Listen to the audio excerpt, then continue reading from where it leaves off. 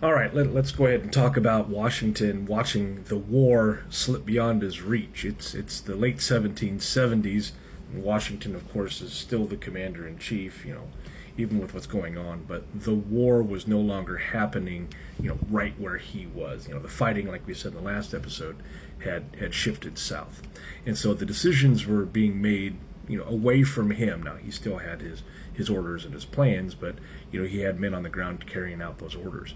And if information arrived late, or if it arrived at all, Washington was then just forced to read reports about what would happen. Get the letters and the secondhand reports, and none of them really told him the full story. And instead, what he saw were just fragments. The raids, the retaliations, the militia units that were all acting on their own, and then some of the violence was actually spreading faster than the orders that could get down there. Now, this wasn't how Washington was imagining, his command of the war should go as commander-in-chief of the Continental Army. He could issue, his directives. He could advise, to practice caution, but he couldn't actually see what was taking place on the ground. He couldn't control the pace of how things were happening.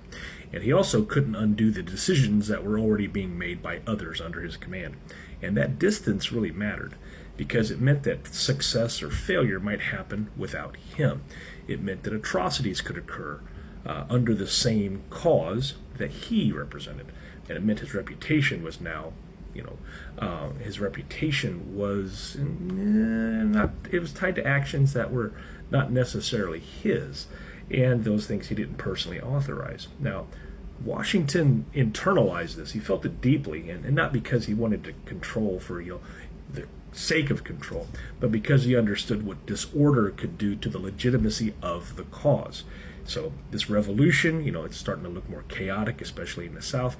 Therefore, it could become easy to discredit. And he really worried about that. He worried about what the war could become or was becoming. And he worried about whether unity could survive a conflict he could no longer fully direct. And as the fighting spread beyond his reach, Washington had to face a hard truth. And that was, leadership sometimes means watching events unfold that you can't necessarily stop, but also to carry responsibility for outcomes, well, that you didn't happen to choose.